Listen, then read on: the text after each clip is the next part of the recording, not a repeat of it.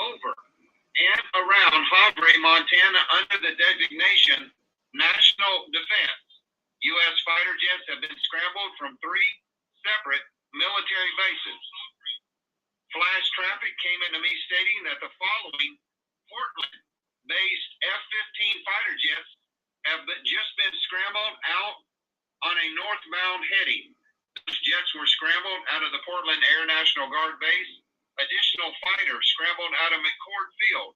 Shortly thereafter, the alert tankers were sent into the air from Fairchild Air Force Base. Flights in and around Seattle appeared to be operating as normal. Overflights appeared to be unaffected as well.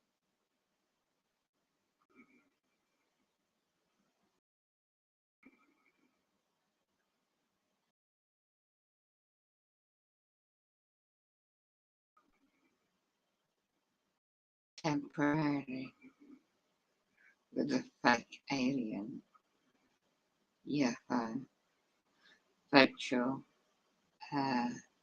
closed airspace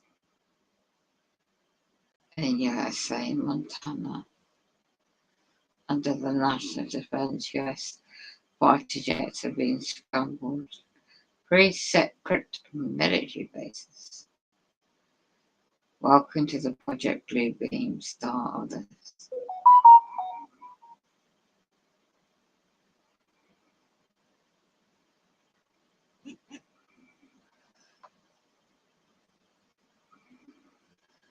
FAA.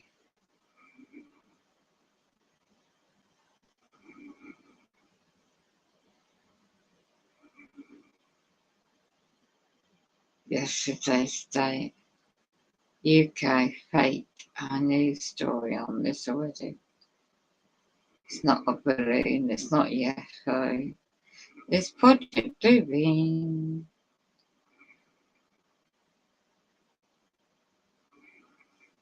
Irritable jet shot down.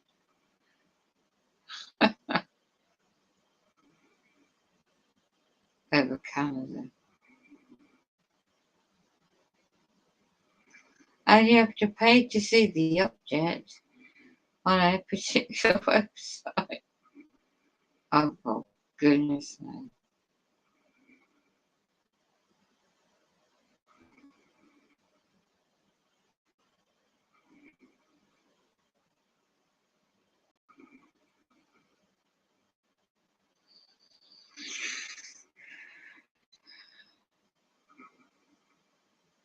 Another unidentified object over Vancouver, but has not been confirmed as of yet.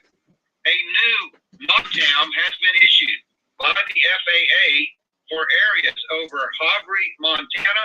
The airspace has been defined as a national defense airspace. Unclear if it is related to another unknown object.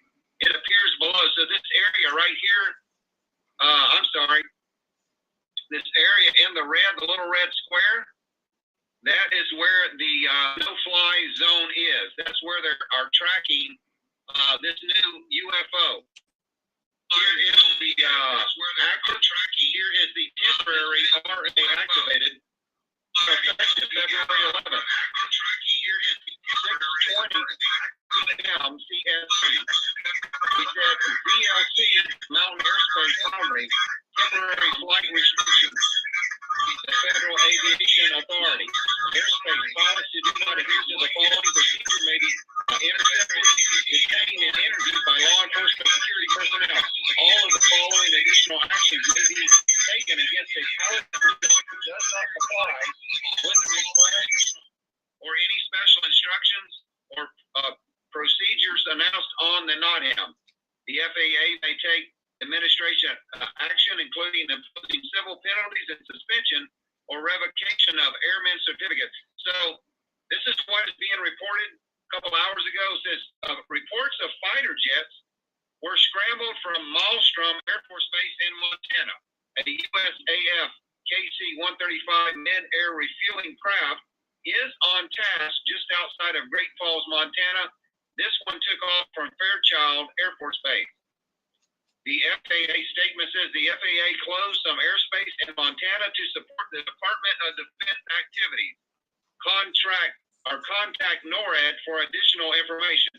Aircraft on Billings approach have been notified of closed airports to the north due to a national security situation. This is a national security situation right now.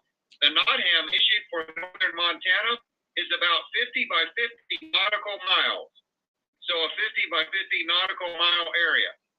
Representative Rosendale confirmed that an object is in the airspace. They will observe and ground the object in the morning. The NOTAM has been pulled effective as a 0112 UTC. Billings, Logan International Airport, and Havre City Airport have been reportedly reopening to incoming and outgoing commercial aircraft. So this was done a little bit earlier, that there is another balloon or unidentified object that has been detected in the airspace over Montana. So I did want to bring you this short breaking news alert. Sorry, folks, that our mic was not working, but a lot of crazy things going on right now. It looks like some country, maybe China, maybe Russia, has been probing our defenses, seeing our weak spots or where we are, or maybe it's something else, folks. Who knows? But just keep your prayers up. It'll be a good night to say Psalms 91, the prayer Psalms 91. And just trust in God, folks, and we're going to get through this, but we're trying to keep you abreast of what is happening in the world. So God bless you. Remember, Jesus Christ loves you. He's coming back soon. Don't be caught dead without him. Bye-bye. It's just reading a news article, so. Wow. Psalms 91.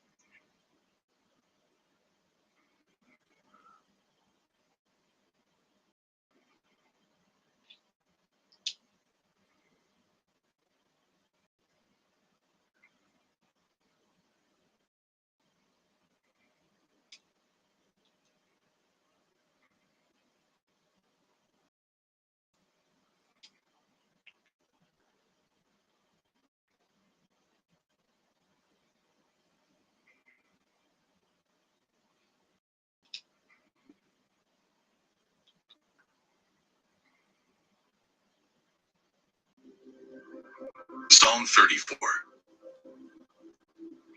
I will bless the Lord at all times. His praise shall continually be in my mouth. My soul shall make its boast in the Lord.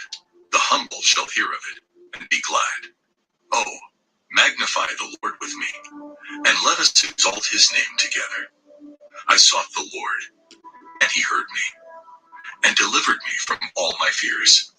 They looked to him and were radiant, and their faces were not ashamed. This poor man cried out, and the Lord heard him, and saved him out of all his troubles. The angel of the Lord encamps all around those who fear him, and delivers them. Oh, taste and see that the Lord is good. Blessed is the man who trusts in him. Oh, fear the Lord, you, his saints. There is no one to those who fear him.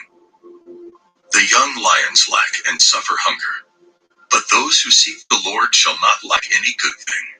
Come, you children, listen to me. I will teach you the fear of the Lord.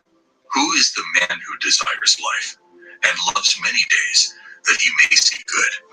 Keep your tongue from evil and your lips from speaking deceit.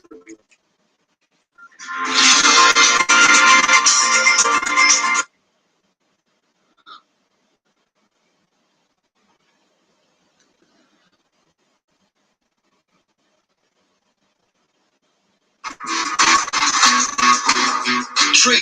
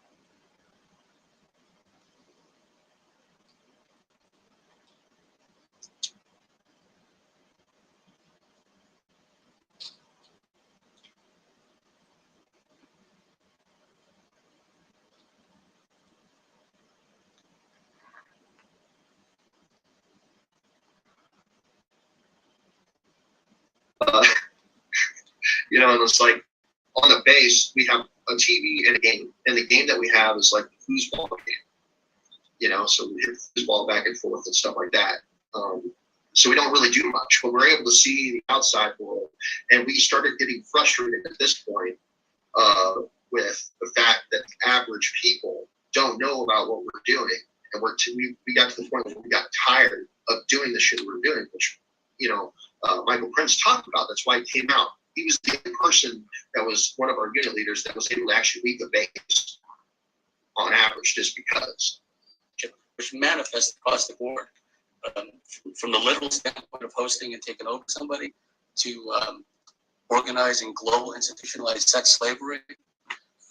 They're called the Illuminati, and the Illuminati are actually run by these 13 bloodlines, which are all of the royal families in Europe and in England, and they need the blood because they are, in fact, not human. They take human shape. They are reptilians, and they need the blood. The blood helps them maintain their reptilian shape, and it helps them maintain their sanity, and it helps them to live in this world because they are not from this world. Now, when you go within that, there are those groups of reptilians who have a command and conquer attitude. So those that have a command and conquer attitude, we're talking about the main reptilians, the Draconis. They are hostile to humanity simply because they want to maintain the status quo. So there's one group. I don't like the word malevolent because people don't understand. Alpha Draconis reptilians eat children and eat humans. But that's not benevolence. That's because it's their culture. That's what they do because they believe they have the right to do that. It's totally wrong. But that's what they believe, and they don't see it's wrong at all. And that's where they have the agreements with Earth governments. And as long as they get the supplies coming through to them, then they won't take it any further, and they don't come out onto the surface and cause a lot of aggro. And that's the way it's been for thousands of years.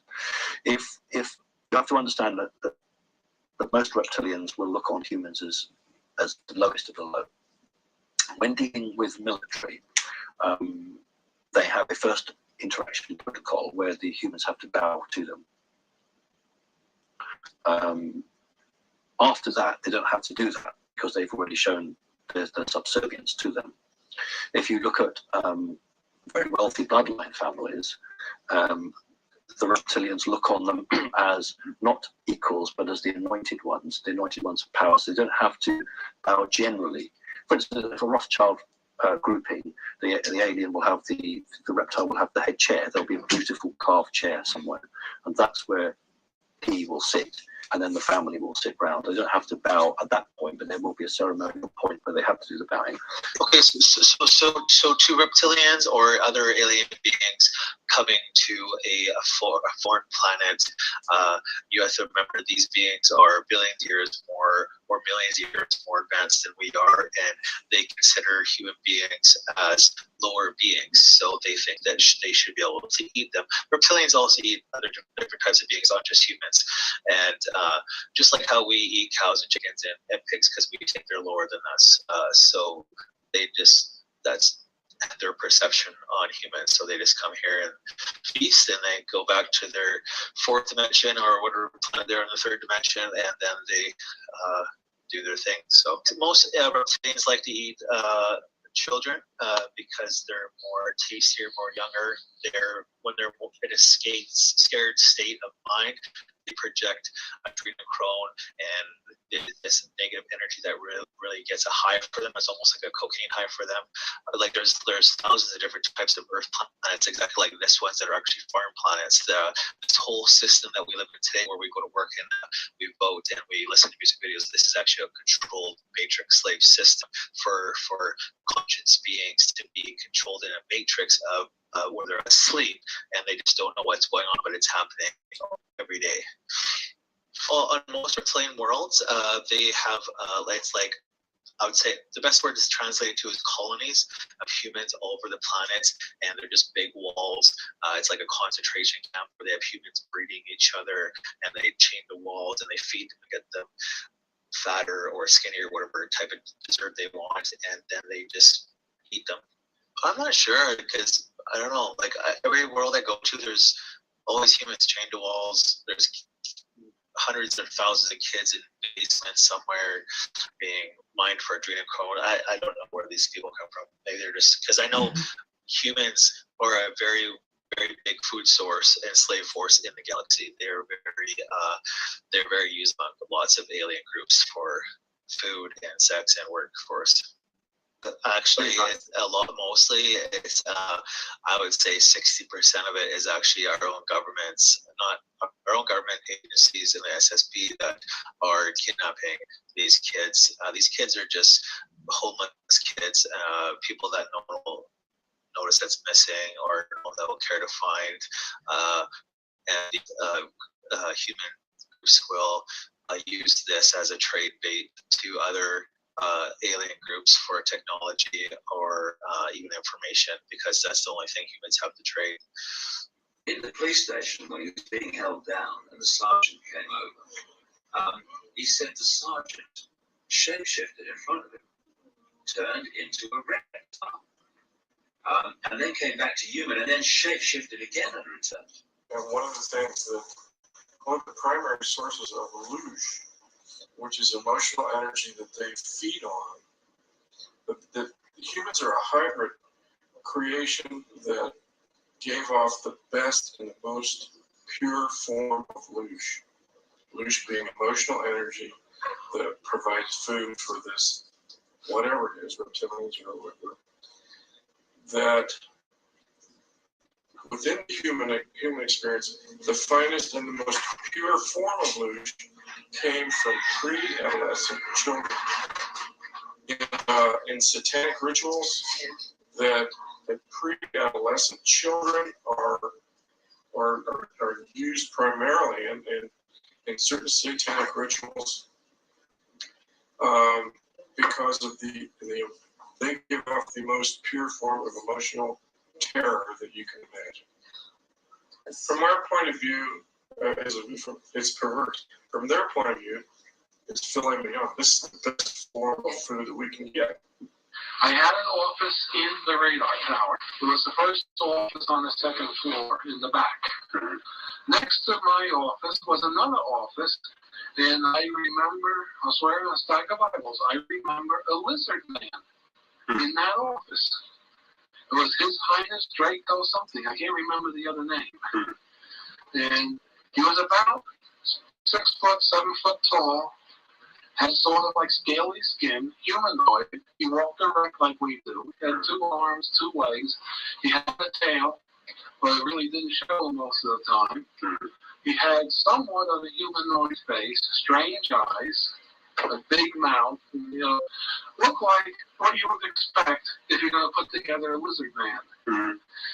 So the human outcome, it's literally whether humans will survive and develop and be what we always should have been, or whether we're destined to stay exactly as we are now. Technology will change. Your mobile phone will get smaller. Your mobile phone bill will get bigger, but your mobile phone will get smaller. But humans are still prisoners. And we fool ourselves that we've gone on from the horse to the motor car and all the rest of it, but actually we're still trapped. So this whole battle that's been fought above the earth and on the earth and under the earth and energetically through the minds of people, are literally to break enslavement, because humans are enslaved. But the system has been going is so clever that the vast majority of people don't understand what they are, and how they're being trapped, and how they're being tricked, and how they're being lied to. You won't see it very clearly. One of the important things throughout all of their interaction with humanity was not to be recognized and not to be seen, because humans record in stone. We're very good at that. We create. We're fantastic like that as a race. So they recreate. The reptilians didn't want that. You will see it occasionally in some of the Sumerian or Assyrian, Babylonian carvings. Occasionally, you will also see it in some of the Mayan or Aztec items. What you're much more likely to see are renditions of feline species from the Egyptian times, because they weren't covered by the same protocol. So they weren't. There was no ban on depicting them, whereas there is a ban. There still is now a ban on depicting reptilians, and I'll give you absolute proof of that when I did that very nice interview on the Today program with Holly Willoughby and Schofield, and I did 2 drawings, one of a mantid and one of a reptile, and I was told point blank we're not allowed to put the reptile up because they were going to have me as a backdrop, them as a backdrop to me. So the stills I've got, which they very kindly sent me, I'm being interviewed with them, and behind me is a picture of the mantid. But originally, Schofield and gang were going to have the mantid and the reptile, and somebody very high up said we're not allowed. They didn't even know what it was called. All they said to me was, we've been told we can't put this one up. So there's a blanket that goes out, and hence, if you think about what your title of this DVD is, because we're coming around to that now, and you think about that chapter in The Greatest Secret that David Icke wrote, which was don't mention the reptiles, and that's a fact, and David's absolutely right, that the system doesn't want to publicize them because they've signed an agreement not to publicize them. It's to keep them out. So you can talk about the greys as much as you want. That's not an issue. You can talk about the mantids as much as you want, because they don't manipulate humanity. The reptile race that we're talking about manipulates humanity and has done for thousands of years, and has a covenant with the elite humans who run the world that they've always been the shadows.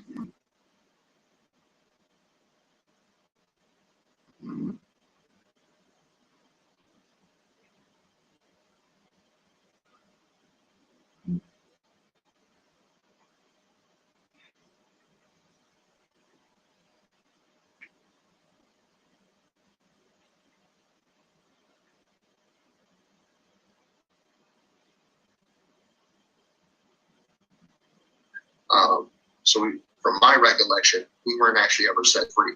We actually grew up and were part of a military faction that we would go and hunt down alien beings or people that were a threat to the program or to what was going on behind the scenes. We were the top tier that would hunt down the aliens and stuff. That weren't allowed to be there, like here on the planet and stuff. They didn't have permission, so we would go and be the ground troops that would go and hunt them down. And then later on, there was another, with that faction, there was another being that we hunted down, which is in the photo that I sent you, with just the head. We were in like this jungle setting, and this being was hiding in the mountains, in these rocky mountains up in this jungle, and we finally tracked him down. And he had this ability to like subdue us, like subdue beings. So this is an actual photo. They did an interview, and that interview was taken down. But those kids that are in the background, they were actually playing. So we had to cut through this area where they were living. These people were living to get to that being.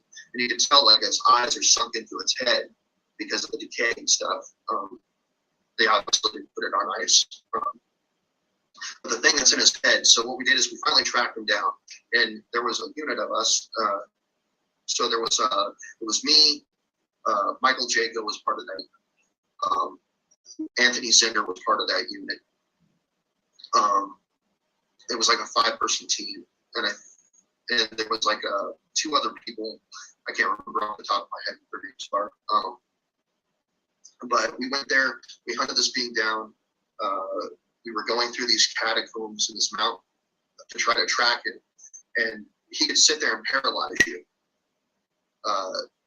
And he had like some kind of like wings in a sense, but he would bring him up and then it would cause paralysis. And I remember like I finally caught up to him. And like we had paralysis. I ended up being put into a paralysis state, and I think it was Anthony Zinder that caught up and killed the being. And then I remember like running up and jumping and stomping on its head, like repeatedly. And afterwards, Anthony Zinder like ripped his head off, and that's why it's all torn out at the bottom. And then when we were headed back, so the cleanup crew that would show up to pick up these bodies, these alien bodies and stuff, they were used to Anthony taking the heads because he got the taxidermy on the base, because we didn't have much to do on the base that we lived on. So he would take the heads of our enemies. I think that was like number 8 or number 10 that he took at that point. And he took that thing that the guy was holding in his head. He picked it up as we were walking back through this little village. He picked that up and stuck it in the head so he could hold it because he was getting like the blood and stuff on his hands. And he was sitting there, and the 2 kids that were in the back, like the one that's hanging on the fence and the one that's in the background, he was sitting there and he was fucking with the kids as we were walking by. And he was like, rah, and fucking scaring the shit out of them.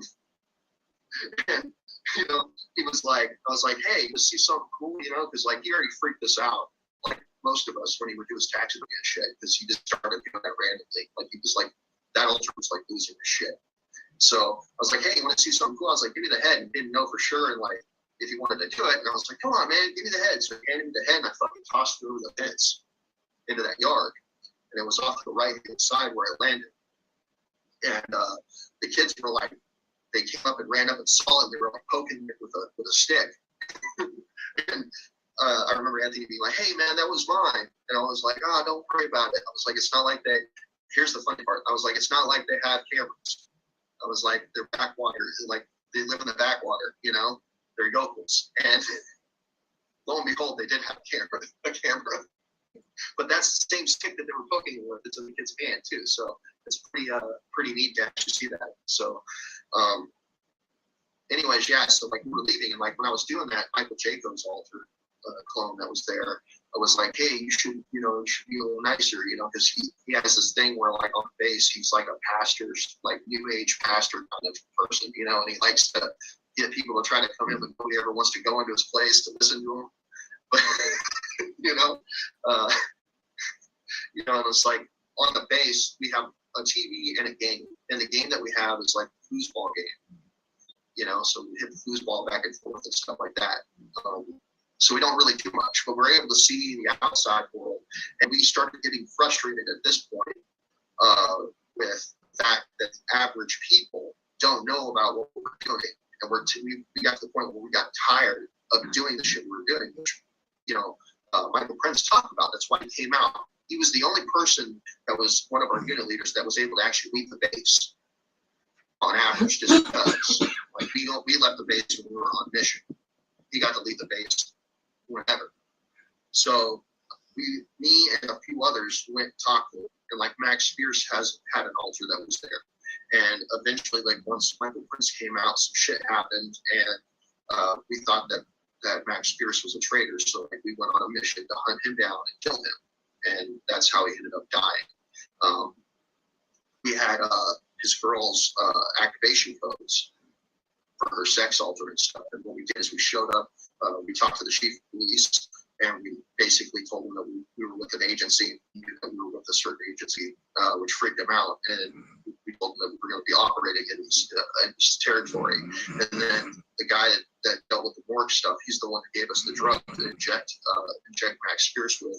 And he has money like an offshore account because of that. We ended up giving money to cover up his murder. But I also remember, like, we used to push, like, when Michael Prince talks about pushing drugs, like, we were pushing drugs from a white Drago that sits on a crystalline black throne. And like, this is the location where that's at. But I remember, like, we would push drugs and stuff like that. So a lot of what he came out and talked about, like, that shit actually happened, you know. So when I remember him being... When you say push drugs, that means moving drugs around for public consumption. Yeah, like moving drugs around so it could hit the streets. And the whole point of that process was because, you know, you want to soften the battlefield. If you get a bunch of people drugged up, they're easier and more open to doing what you want them to do and conform. And it also destroys and deteriorates the community at large, so it makes it a lot easier. So, like, if you decide to finally do an invasion of the planet, I mean, you have a bunch of doped out, you know, people that are just more worried about meaningless shit, or their lives are already destroyed, so they won't know what's going to hit them, you know. And we were put in these dog cages, so it was first they put the girl in there, and then there was already the boy that was originally there, and then they put me in the left hand side. And I remember talking to the little boy, like, what's going on? What's going to happen? He's like, we're going to die. We all die. Like, he was like, totally, he already knew what was going to happen. He's like, we all end up dying. He's like, just get used to that. You know, comprehend that basically. And he was like this. He already knew what was going down. He knew what time it was. They took him out of the cage, and he was the kid that was sacrificed, and we had to drink his blood and eat his flesh. But yeah, he would check the time stuff and make sure that it was the right time. We'd start the rituals and things. I remember killing some of the kids for him. I would slit their throats and stuff. So was this like on the altar, or is this just because they were disobedient? No, it was when they were placed on the altar, they would be placed alive. That way, when they would be scared to death, which would cause the adrenochrome, like their adrenaline to pump up. You know, when you're a kid, and pre-pubescent, like adrenaline is where you get your adrenochrome. It's a piece of the adrenochrome. What it does is it goes into the blood, and you drink that. And that's what gives you the ability to, like, you know, raise your IQ, like, you know, basically that kind of shit. Yeah, I mean, they make it fertile. So what he was, he would have me and a few other kids would drink it, and then he would, like, ideas, and like what we would do is, like, we would channel information for him. That's how he improved his business the way he did. So he would get certain information and know who to bring in and who not to bring in, so that his business would expand and he'd become more wealthy and more powerful and be able to take over more politics and stuff. You can even look him up. He got in a lot of trouble for, like, giving employees money to buy you know, to give donations to politicians and, like, all sorts of shit. And I never really talked about it with anybody. So that's why he always thought I was, like, investigating stuff, you know? Like, he thought I was a cop or something. do you ever remember any portals opening up and demons coming through? I remember, yes, there was this being that started coming through. I have photos of it that I sent you. And that being, I don't know what the fuck that being was, but he was pretty evil. But it was like, if you think about the Emerald City in the Alice in Wonderland, not Alice, but Wizard of Oz. If you think about the Emerald City, like there was like emerald shards that were in front of him as he was approaching, and that was like towards the end of my time there. And I remember, like, I was the one who told Tony to use his love light to attack this dude. Is it, or is it Ashtar? No. That's Brilliant, actually. He's the pilot for the ship that Ashtar's on. There it is. That was later on. So like Tony was on. So when the altar was there, Tony was on, I believe, the right hand side. That was me on the left hand side. And he basically made us. He looked at us and he was like, "One of you is going to have to sacrifice yourself," you know. So for this ritual that they were doing, and You should they have sat said, there and they said, well, said, I volunteer you to do it.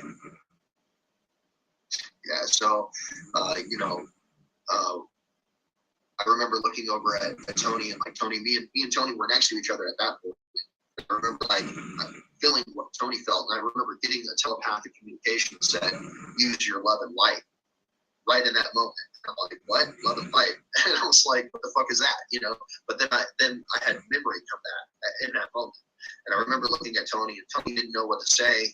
Like he didn't want to die, but you know, he didn't know what to say at that point.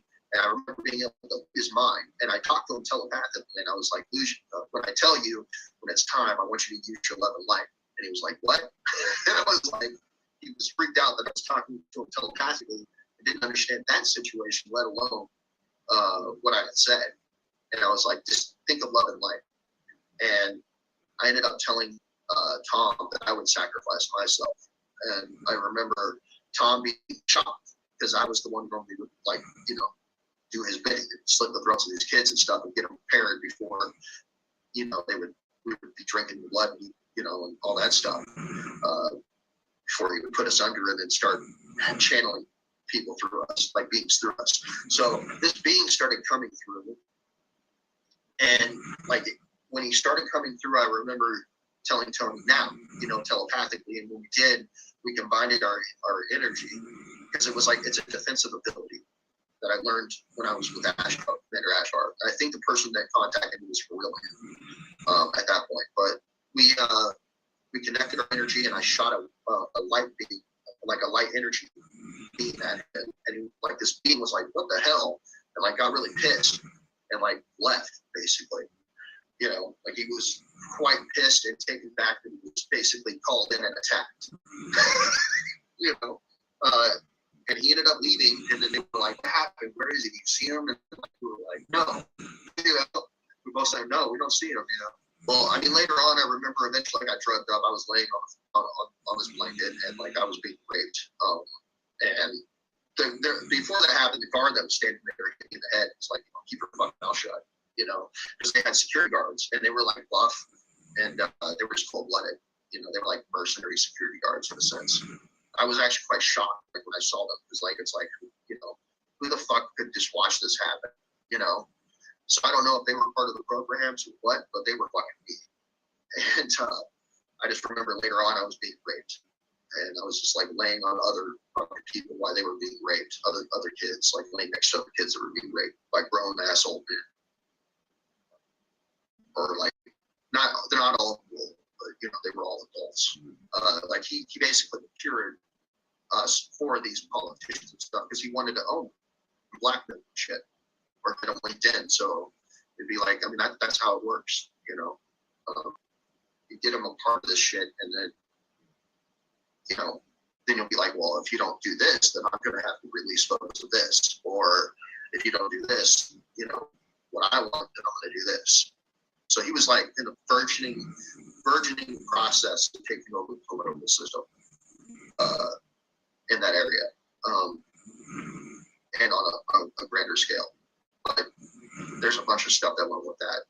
All I knew is that I was just there, and I was, you know, I didn't have a choice. What he would do is he would like try to get the community on his side, and they portrayed themselves like they were Christians in a sense, or like some kind of religious people, you know, so they hide in plain sight, you know, but behind closed doors, they were doing the shit they were doing. I was told by my commanding officer to meet this guy because he would help cover it up. He would be the closest person that would help cover it up. And he didn't want to, by the way. We started talking, discussing it. I told him everything, and he was like, well, you know, at the end of the conversation, when I finally finished up, he was like, well, what's going to stop me from just turning them in?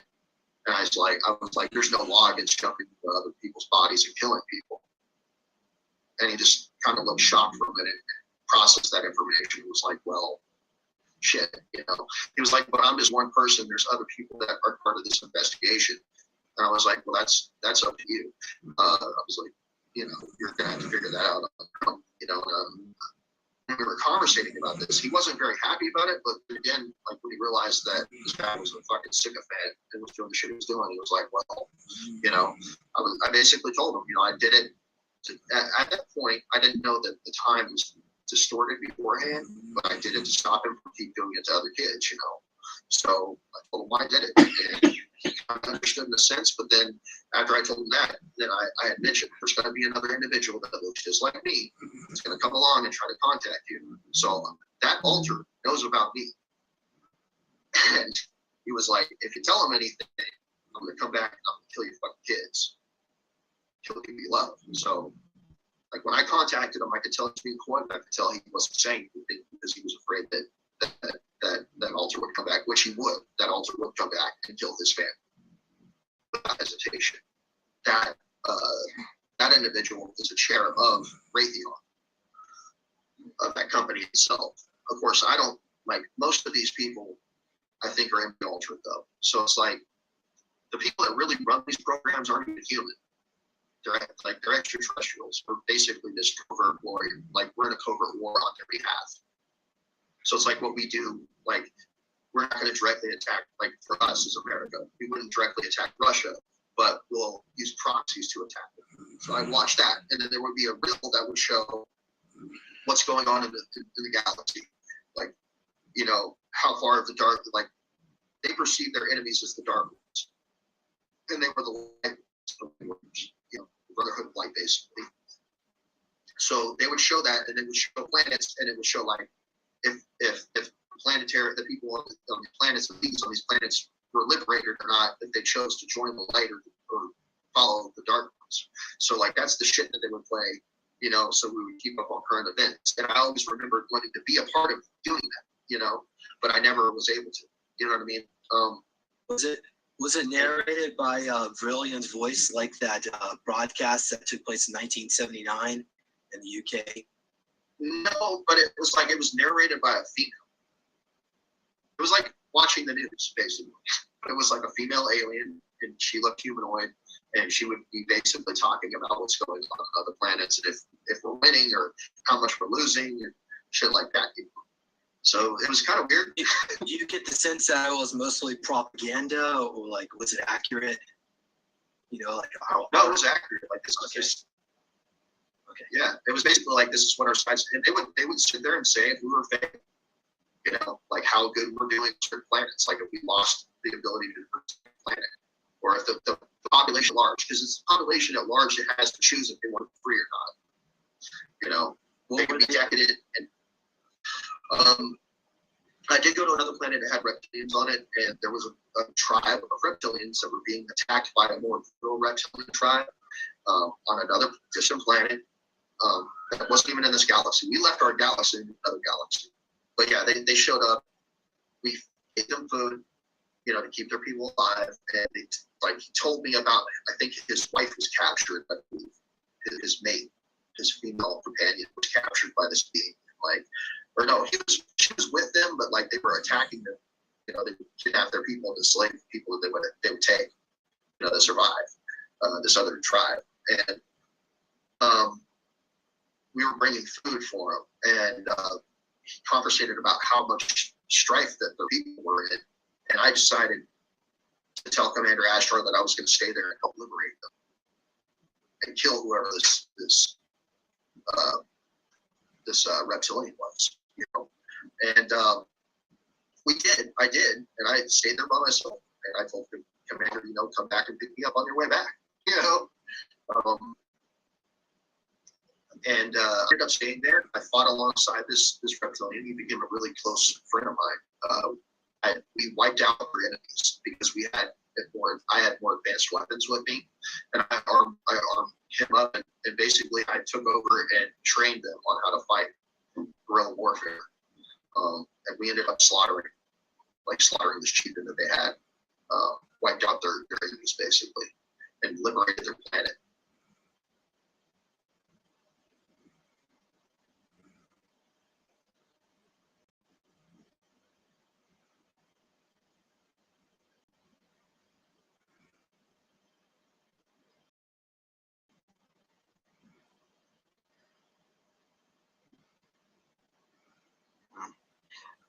Can you comment about, because these bodies that we occupy here now are considered home altars of the least world. That's what they call us. So when the soul aspect is killed off here, how will that affect the altar up there? Does it get rehomed back to that clone body? That's a good question. Honestly, I don't. I know, when you say you're like a clone and you die, they can basically grab your soul, put you back into another clone, but normally you home into your original body. But it's also been talked about where, you can die, but your clone can still exist with that soul shard. So they can go on even after you're dead. That's pretty much what they were dressed like. They were in the Navy, and basically they were our instructors. And they were the ones who would direct us and train us and stuff. So what had happened is we would sit there and we would go to sleep. They would direct us. I remember coming to and walking down the hallway and coming basically fluctuating in and out, lacking in and out. And then I was outside and I ended up getting into this van, and I heard him basically say, shut the door and put your seatbelt on. And when he did, I kind of came to after I shut the door, and I was like, who are you? And he started saying stuff. One of the guy that was riding shotgun basically was talking about, he was like, hey man, just use the syringe. And, he's like, oh no, he's going to do what he's told. And I was like, I don't know who you are. And I started freaking out, because I'd been taught, that, you don't get in vehicles with strangers and stuff like that. So I started screaming out, stranger danger, And when I did, I heard these other kids start going, in unison, as if they were all connected. And I veered off I looked to my right, and then basically scanned behind me. And there was 8 of us in this van. The other 7 kids were in this van, and they were basically all doped out. They were all not doped out, but they were in a trance basically. And they were like, hey, calm down, And I was like, no, I don't know who you are. Who are you? Let me out of here, And the guy finally got pissed and unbuckled the seatbelt, and he got out of the van, and then he walked over and opened up my door, and I watched him. And on his left arm, he had the anchor tattoo. The Navy anchor tattoo, and then he also had the True North symbol tattooed on his forearm. And I remember when he opened up the door, he was like, "Put your fucking seatbelt on," and I was like, "I don't want to." And then I tried to fight him off and hit him, and I attempted to bite him, and he ended up punching me in the head, right here on my left hand side, because he was facing on my left, and he punched me in the head. And when he did, he's like, "You want another one?" And I was like, "No." And he was like, "Then put your fucking seatbelt on."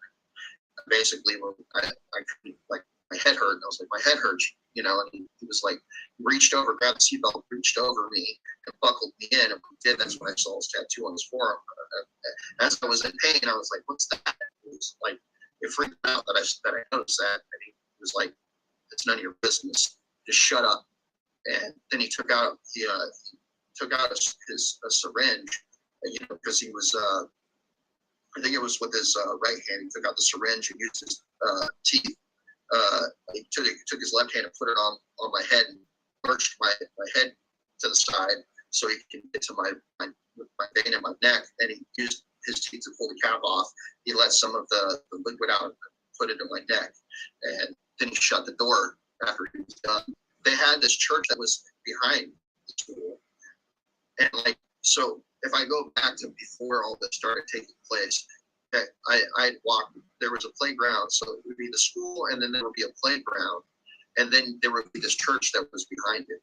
So there was one day the door was open, and I walked up the steps into this church, walked in, and there was these, I did an image, but basically there were these 3 reptilians that were there, and they were holding a chalice, and they were talking back and forth with whoever this, I think it was like a pastor or whatever, but they were basically doing a blood ritual, and they were drinking blood and stuff. And these reptilians saw that I walked in, and they were like, hey, you know, they were like, have them leave, or you know, basically they were talking about eating me next, you know.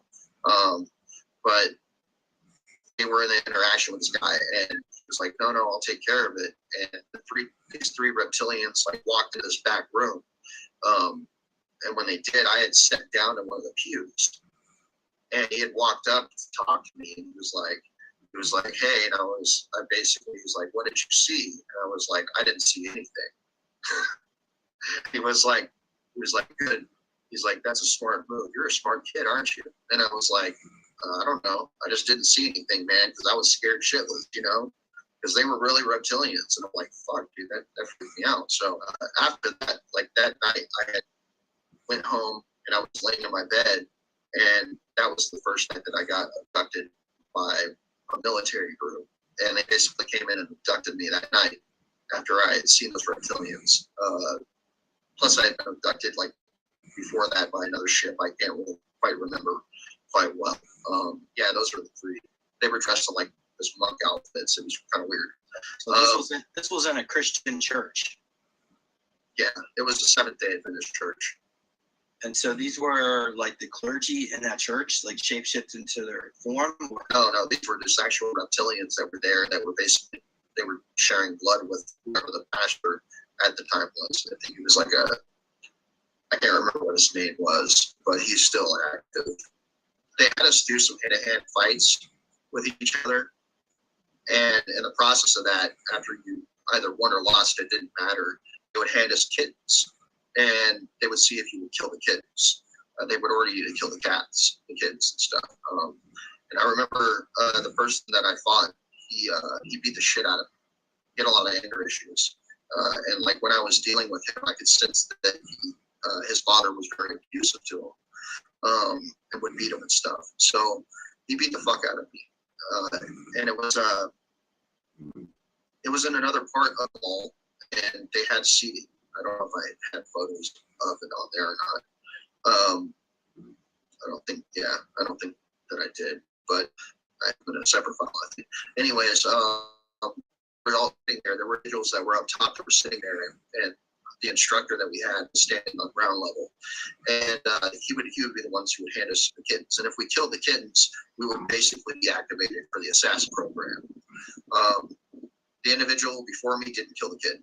The one right after that, I was brought up, and because I got my ass beat, you know, I was like, who's this kid? He beats my ass, but he can't even kill a kitten, you know? Like, my upbringing was pretty fucked up. Like, my stepfather was pretty brutal with animals and stuff, so animals being murdered in front of me was not an irregular situation for me. So when he handed me the kitten, I was so angry that I ended up killing the kitten in front, like just basically executing the kitten. So I stabbed the kitten in the head. When I did, the individual instructor that was in front of me was like, did you just do that because the other kid didn't? And I was like, I didn't really say much. I kind of was a little upset because it was true, you know, like he didn't do it. I felt like if I did it, that I would be worse. He passed us, put him in the program. It doesn't matter, you know. And they basically argued for the point of me being put in the assassin program. That was the start of it. But they still trained us on site. So after that, we would start doing stuff like PT, physical training. We would dress up in what looked like the Vietnam green uniforms, and like we'd have black combat boots, white T-shirts and stuff, and we'd run around these courses around this mall and stuff, and do exercises and stuff like that. Later on, they decided to start doing what I would say was like battle royales, and they gave us these like rifles, and they like I had basically I put together a thing where what the body armor kind of looked like for the most part. They would have us do these battle royales, and the instructor would sit at the top, or like right in that middle area, and would basically instruct us to fight each other. So we ended up going at it against each other, and after we would be shot at, there would be a device that would electrocute us, a suit that we would wear. So if we got hit, we would be electrocuted. So it'd be like as if we were being shot.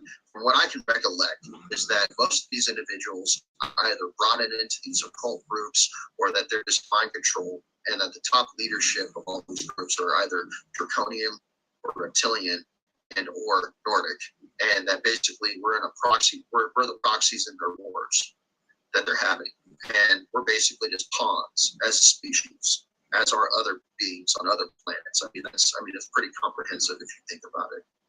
I don't think we have any humans that are actually directly in charge. They're all being controlled by the upper echelons, which happen to be aliens. The reason why I stopped is because I saw that he had a Beretta, 9mm Beretta, tucked into his back pants, and he basically let me know that if I didn't get my ass over that fence and go and get into the van, that he would walk up to the house on the property, and he would go and execute both my parents and put me in the programs permanently. And he called it the programs. His name was Larry, right? Larry Shears. And when my first interview, I never said his name, but I said where he was located, that he saw that, and he ended up dying like 2 weeks after that interview.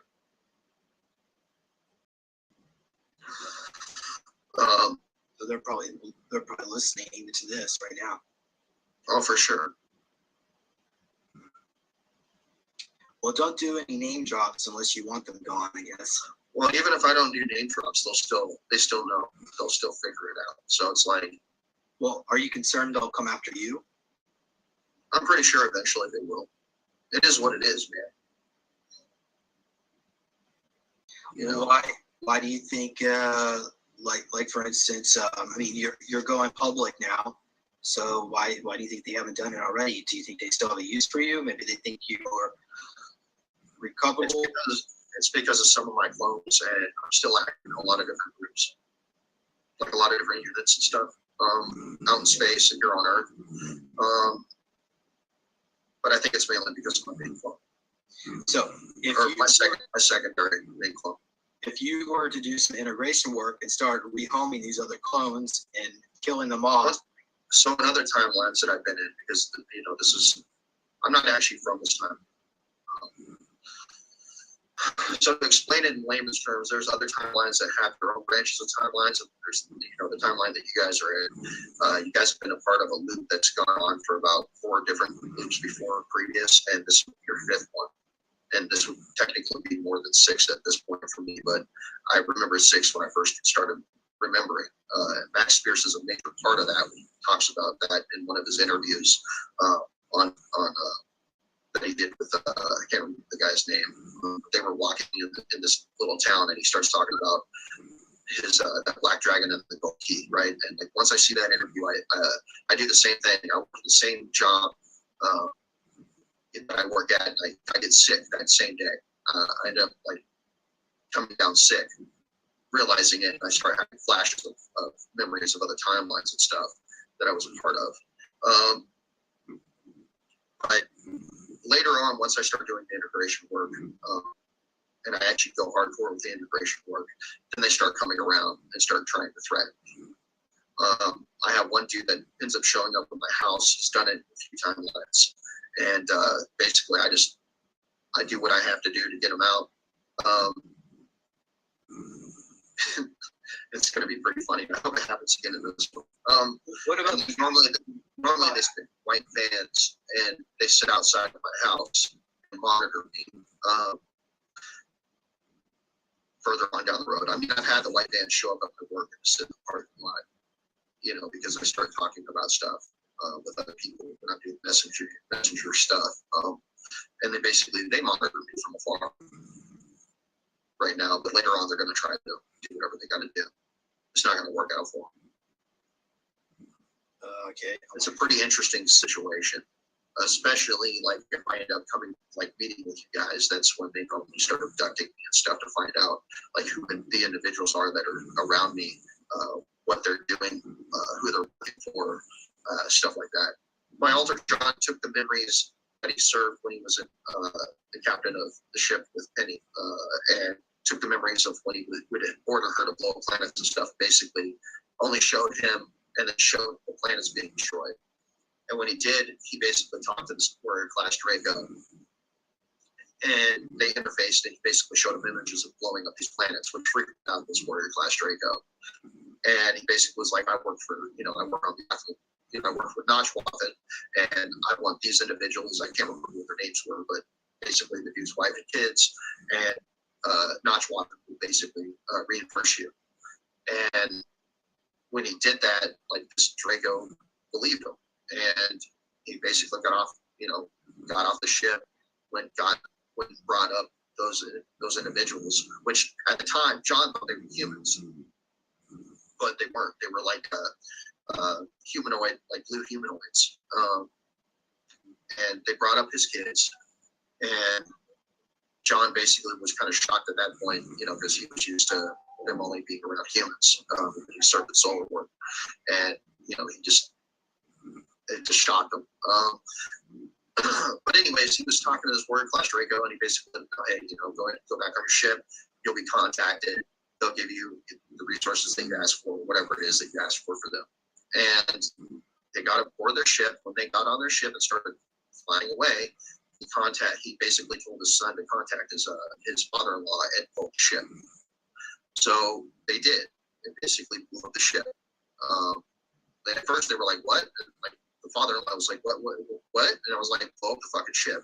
I was like, they're gonna start contacting Notchwathen wanting their money. They're not gonna pay. Blow up the ship. So they ended up blowing up the ship in the atmosphere, and that warrior Draco basically picked me up and dragged me as a kid into his room on the ship and raped me,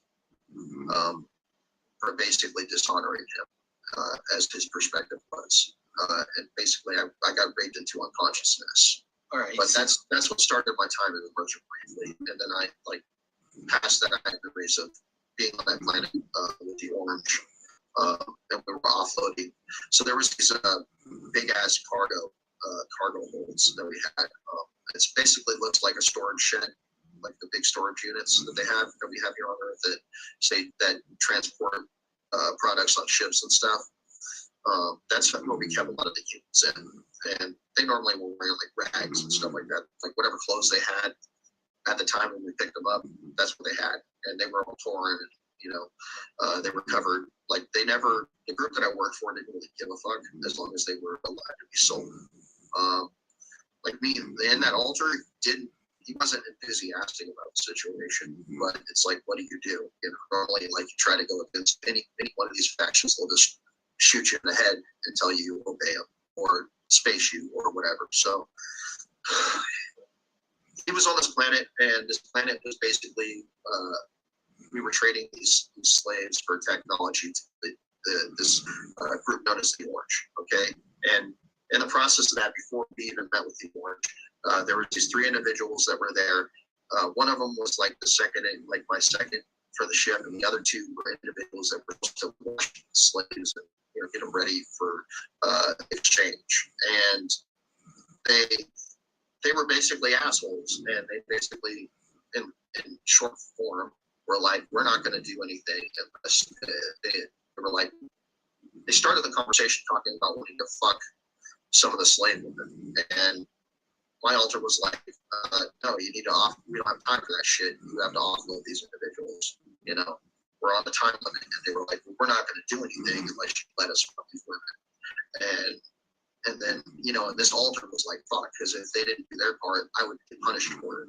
And as I was drifting off, the warrior class Draco that's on that ship that I served with, I fucking hate his guts, right? So he was like, ask me nicely and I'll save you. So they showed up on the ship to pick me up while I was in that club, suffocating. And my alter fucking hates this Draco because he raped him, remembers him raping him. So he's like, fuck you, you know?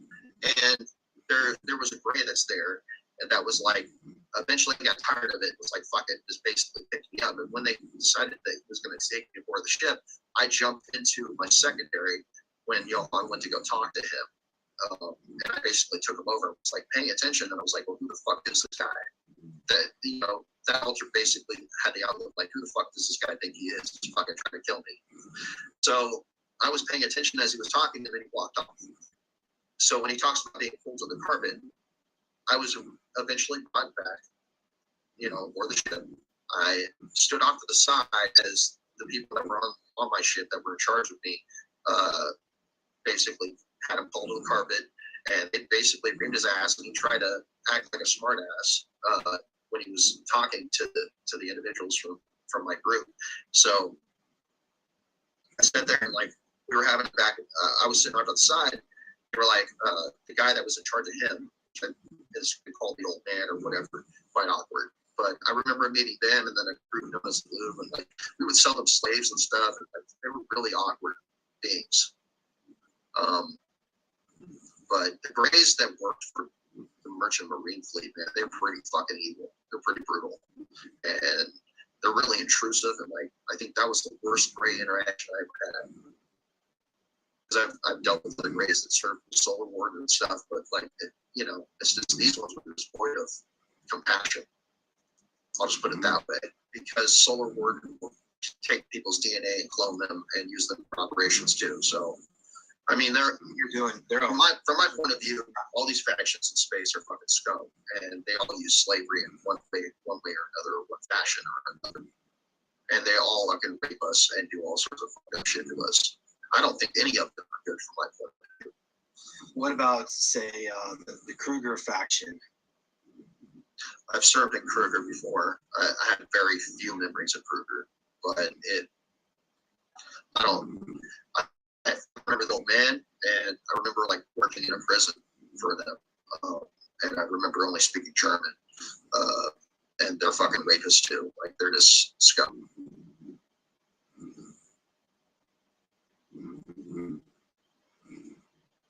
I'm calling on every brave soul out there to join me in the fight. Expose these Draco reptilians, Dracos, Draconians. They're the white ones, and then there's the warrior class that are brown and green, but doesn't matter. Draco reptilians, okay? Because there's other reptilians that I think are not so bad. They're just like other people that we're not worried about. You know, it's all different races, and we can accept them and have a good time with them, and everything's cool. But it's these Draco reptilians and their empire that we got to overthrow, okay?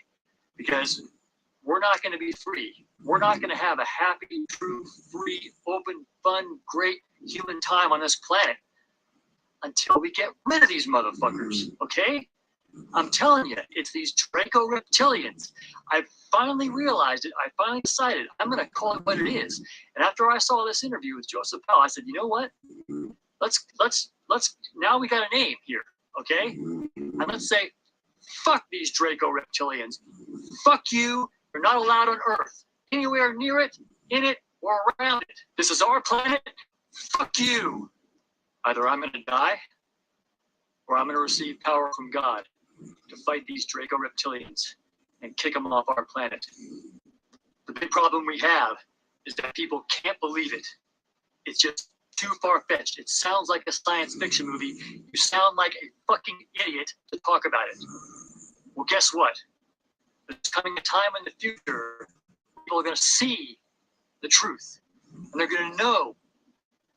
They're going to know that there's a few brave people that stood up, and finally more and more stood up, and finally more saw, and finally more evidence came out, and finally they did something about it. They got us enslaved, friends. Don't you know? Everything's under their control. The news, the internet, the medical system, the education system, all business, all governments, all police forces, everything. Okay? And it's hard to believe, but it's true. it's not humans that are behind this. It's non-humans that are controlling elite humans, and they are behind it, and they're using ultra advanced tech, coercion, blackmail, all the dirty tricks that you can imagine, and then some. I mean, like the dirtiest book of tricks you can imagine, and then using ultra high tech that could be in excess of 1 million years in advance of us technologically. That's how we just have no hope on our own of busting these reptilians unless we have God helping us. So that's why I say, look to God, because this whole thing is not just about overthrowing these reptilians. It's about saving the soul. That's why God has this whole impossible situation in place where it's so hard to believe. Because only the righteous man who says, you know what? Fuck this. Somehow, fuck this, even though there's no other way. And how are my kids going to eat? How am I going to survive? And what's everybody going to think? I don't care. Fuck this. Okay? And when you do that to a certain extent, God will reveal the way he did to me. He revealed what's going on here so that I can fight, so that I am awake. Who's going to join me? Fuck these Draco reptilians. Who's going to join me? Fuck these Draco reptilians. First, we got to expose them. Then we got to pass laws against them. Then we got to go to war. Of course, humans would still be doing bad things even without these Draco reptilians and their satanic ritual abuse. Think about this, okay? Would humans on their own be eating human flesh and drinking human blood and raping children? No. Where do you think pedophilia comes from? These reptilians and their reptilian spirits that attach themselves to people, and the reason they get them to sexually molest children is because they can program their mind to do that, because then that reptilian that's attached to that human can then suck the energy, that prepubescent energy. I mean, this is the kind of world we have for our children and for our lives going forward. I mean, you're going to tell me that you're not going to stand up and do something about it? I mean, why not join me? I mean, I don't know who I can get to join me to expose these Draco reptilians, because they have a whole civilization off-world and underground and all this stuff going on, and they have a whole system in place that keeps people asleep.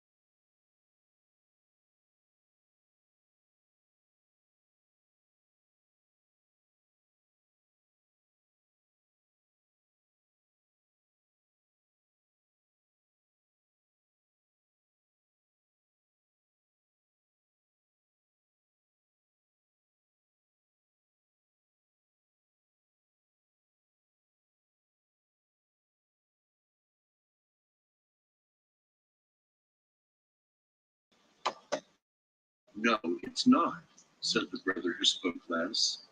One of us was adopted, the boy told the teacher. She asked. The boys looked at each other and smiled. The brave and said, We asked Dad a while ago, but he just said he loved us both and couldn't remember which one was adopted. By putting our faith in Jesus, we become his adopted brothers and sisters. We also become God's adopted sons and daughters. As children who have been fully adopted and accepted, we have the same blessings as his son, Jesus. Romans 8:28 is our reality because we have been adopted into God's family. His Spirit in us confirms his word. The Apostle Paul said in 1 Corinthians 2:14-16, says, The person without the Spirit does not accept the things that come from the Spirit of God, but considers them foolishness, and cannot understand them, because they are discerned only through the Spirit. The person with the Spirit makes judgments about all things, but such a person is not subject to merely human judgments, for who has known the mind of the Lord, so as to instruct him? But we have the mind of Christ. After we become part of God's family, we understand and know that these things are true. For example, we know that everything works out for our good because God blesses us in every situation of our lives through his Holy Spirit. God lets everything happen in our lives and uses it for our good. Yes, sometimes we can't make sense of this idea. It's hard to understand that not only does God let everything happen, but for our good in some way.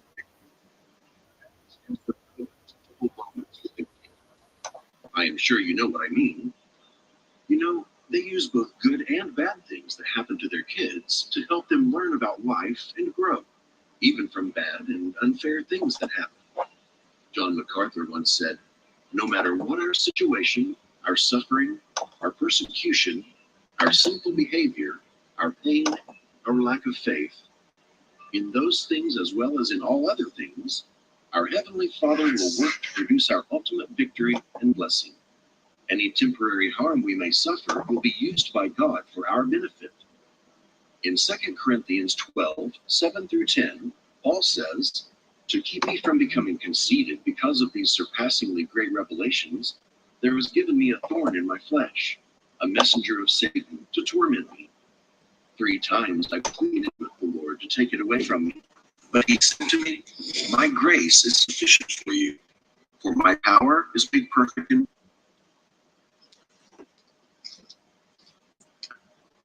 Anyone investigating so-called? Well, this is a section, Educate Yourself to Log, answer the questions of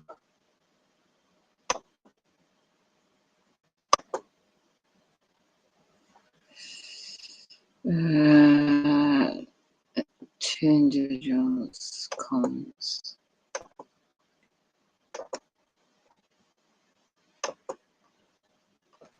I couldn't get it straight, I just woke up. What is a false story? Right. No, it's live. I'll just let it play for people to have a look at. But until that, it wasn't streaming the website.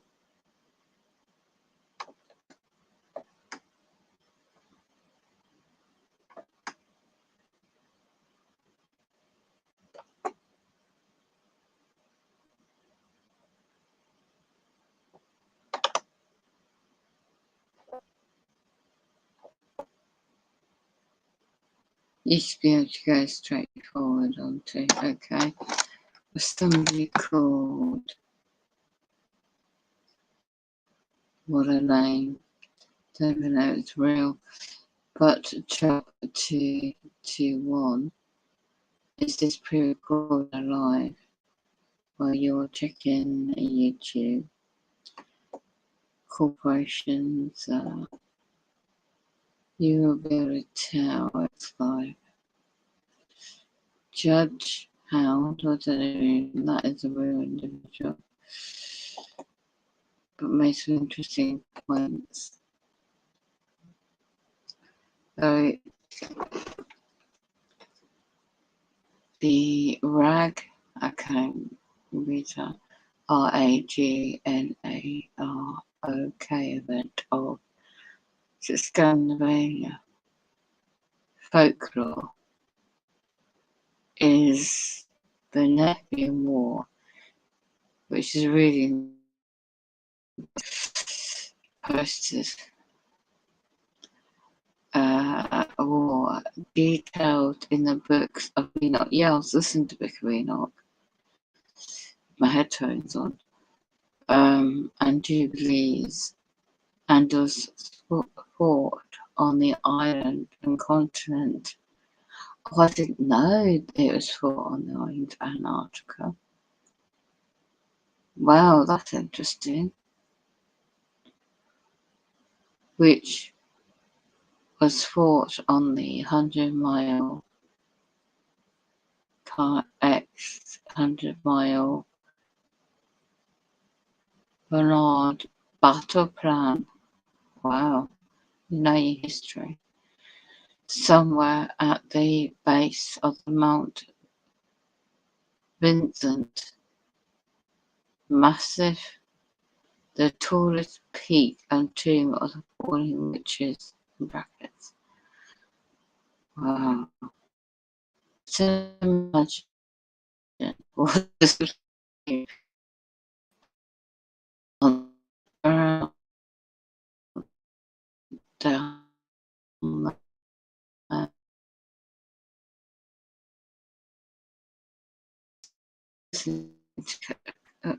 is it?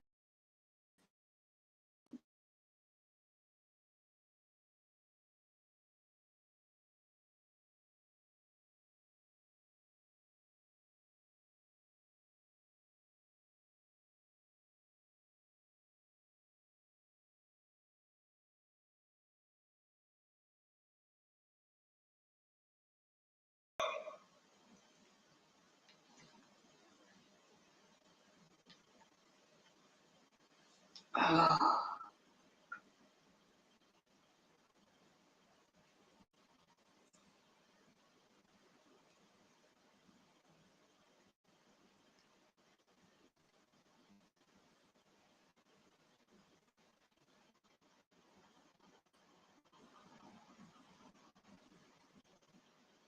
To politicians and like all sorts of shit. And I never really talked about it with anybody. So that's why he always thought I was like investigating stuff, you know? Like he thought I was a cop or something. Do you ever remember any portals opening up and demons walking through? I remember, yes, there was this being that started coming through. I have photos of it I sent you. And that being, I don't know what the fuck that being was, but he was pretty evil. But it was like, if you think about the Emerald City in Alice in Wonderland, Wizard of Oz, if you think about the Emerald City, like there was like emerald shards that were in front of him as he was approaching. And that was like towards the end of my time there. And I remember, like, I was the one who told Tony to use his weapon to attack this thing. Is it? Or is it Ashtar? No. That's brilliant, actually. He's the pilot for the ship that Ashtar's on. There it is. That was Fear on. So like Tony was on. So when Alder was there, Tony was on the right hand side. That was the left hand side. And he basically Tony was on. So when Alder was there, Tony was on, and he basically made us. He looked at us and was like, "One of you is going to have to sacrifice yourself," you know. So for this ritual thing, and you should have said there. He said, "I volunteer you to do it." Yeah. So you know, like not joked out, but they were basically assholes. That next stream cut out.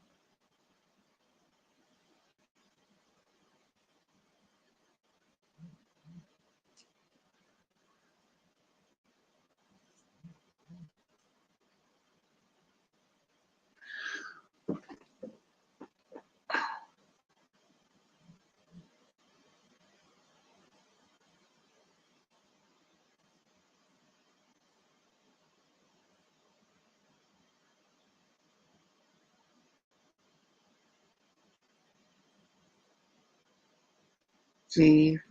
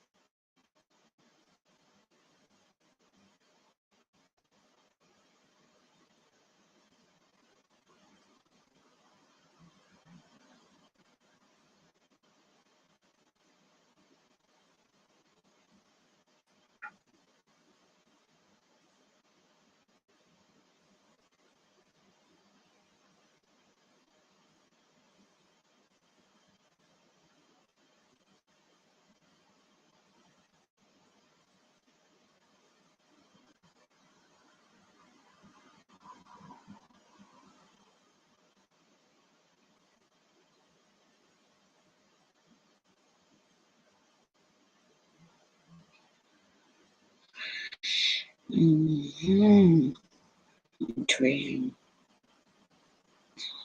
Let me see a different, might be the website. See,